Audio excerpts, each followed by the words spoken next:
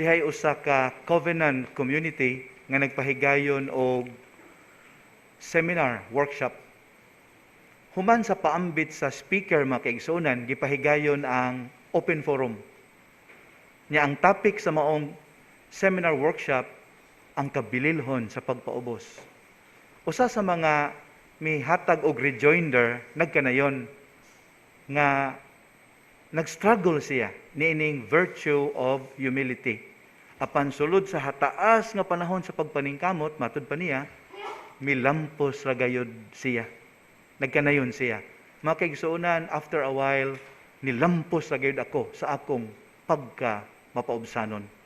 Maunang karon, akong giisip ang akong kaugalingon nga ubos ikumparar sa uban. Akong gitan-aw ang uban nga mas makamao kay kanako. Busa tungod niini, dili na dayon ako moboluntaryo kung naay mga buluhaton. Maghilom-hilom na lang ko, haron mas mo trabaho ang uban kay kanako. Unya kung naa ako'y tabangan, kay daghan man jud ko gitabangan, dili gyud nako isulti kang bisan kinsa nga daghan na kaayo ko gitabangan. Tungod niini makaigsuonan, nahimo gyud kong mapaubsanon. Gani gitagaan kog award sa amo ang grupo nga the most humble member.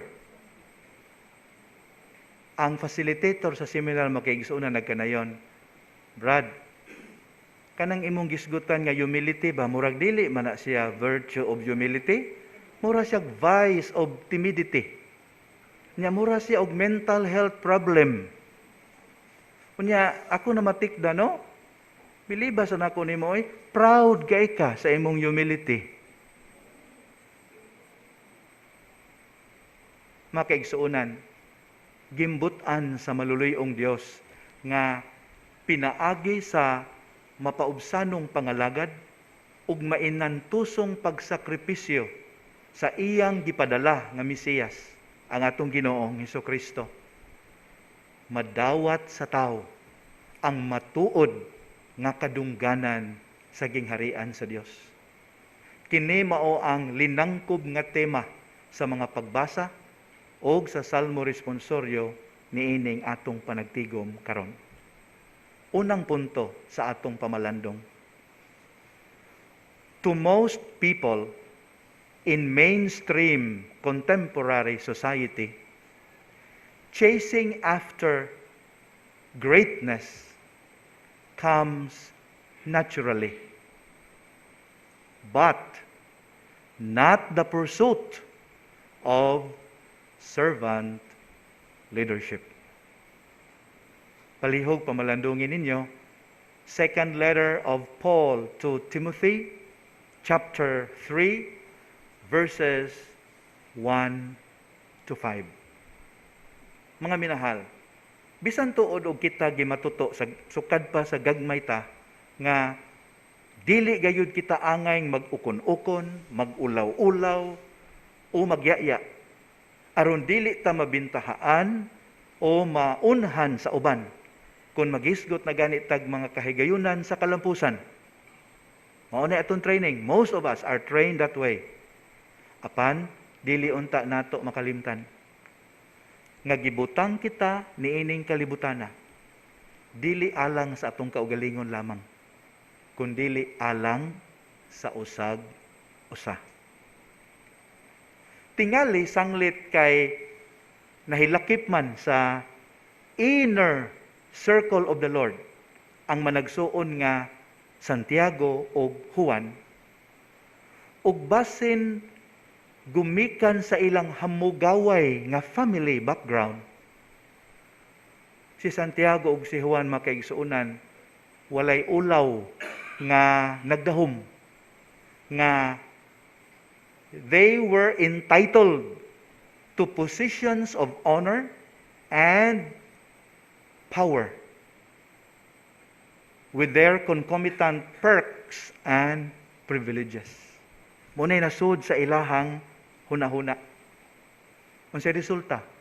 Ilang nabaliwala ang hagbayar ang gitudlo o gibalik-balik sa Ginoo kanila nga pagtulunan. Unsa nga pagtulunan? Nga ang dalan padulong sa kadungganan, mao ang paghikalimot sa kaugalingon, subay sa dalan sa krus.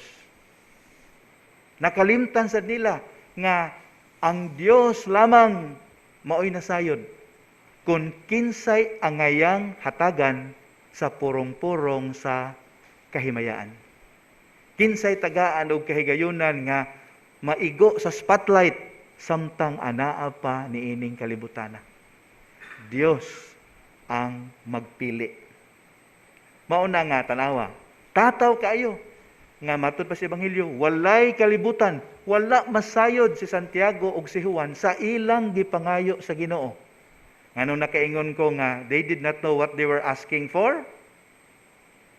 Tanawa, sa kaulahian, eventually, nagkasumpaki ang ilang gipangandak nga pag-inom sa kupa sa pag-antos o pagpabautismo sa bunyag sa kamatayon ug ang ilang pagbiya sa Ginoo aron makadagan palayo sa iyang pagpasakit o pagpakamatay.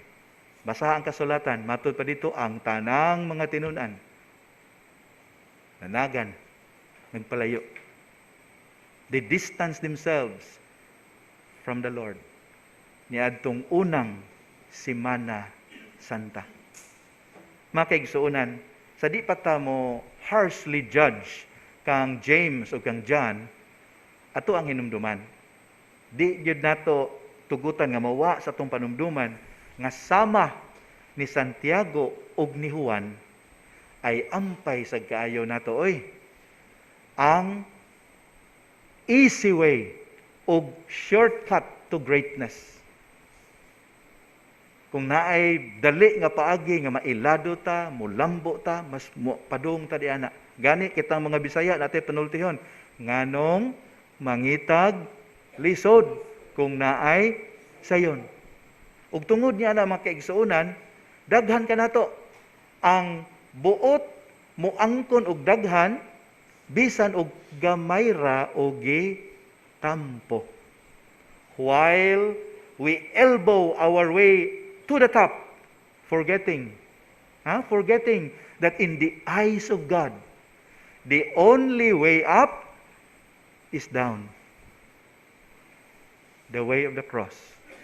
Downward mobility. Matud pa. Ikaduhang punto sa itong pamalando mga kaigsuonan. Greatness is the grace of choosing to give more than what we take in humble service. Palihog pamalandungin ninyo, the Gospel of John, chapter 13, verses 12 to 17. Klaro kaayo sa giasoy sa santos nga ebanghelyo. Ang pagpanuyo sa napulo katinun-an ngadto sa managsuon nga Santiago ug ni Juan, dili tinukmod sa righteous indignation, kundili gisugnuran sa jealousy.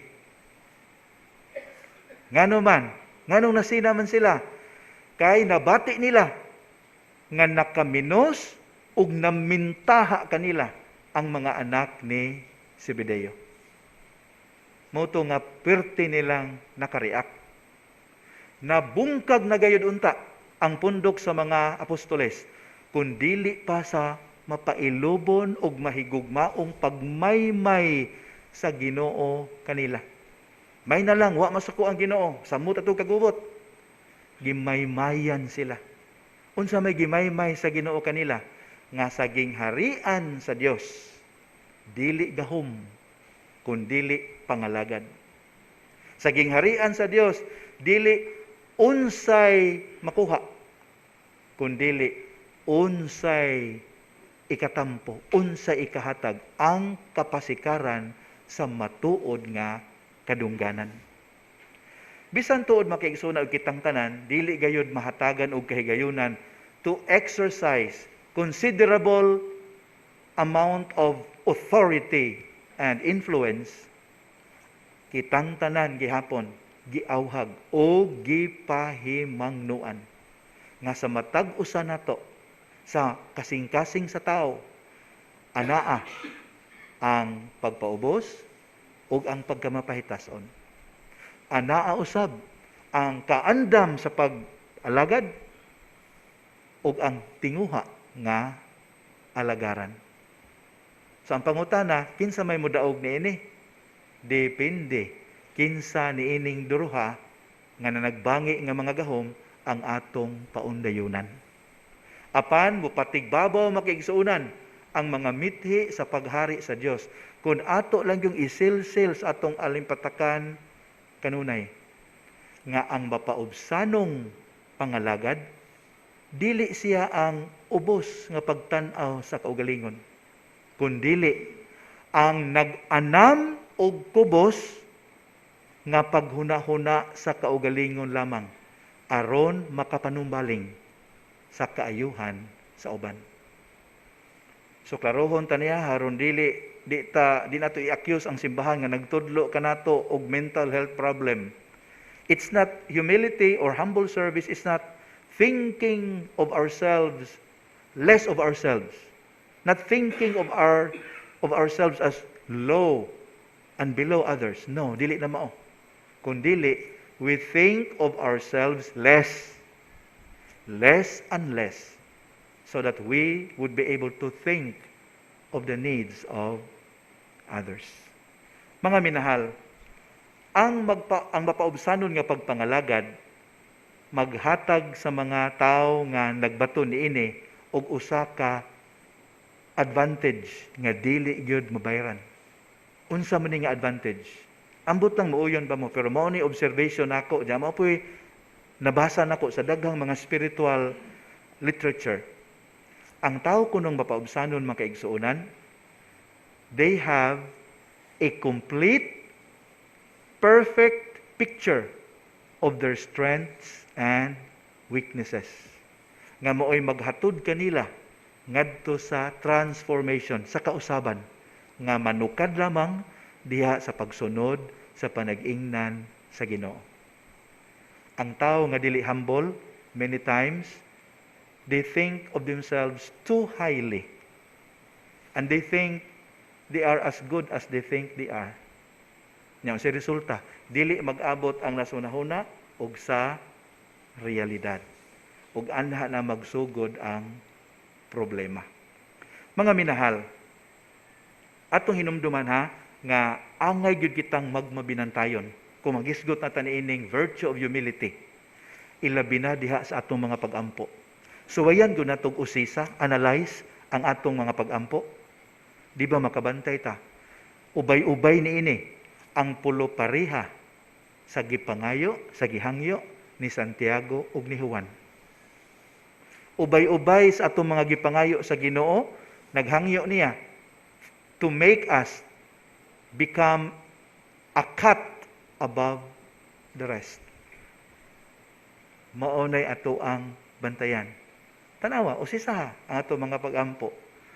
Haron makat-unta to pray for others what we pray for ourselves, and to desire for others the good that we desire for ourselves. Unya, dili yun nato mataligaman ha? Ang hinungdan nganong hakugta, ang hinungdan nganong scheming kaita, dili tungod kay nagnihit ang resources na ining kalibutana, no? Kundili kay wala nato mausisa ang atong mga insecurities deep down inside us.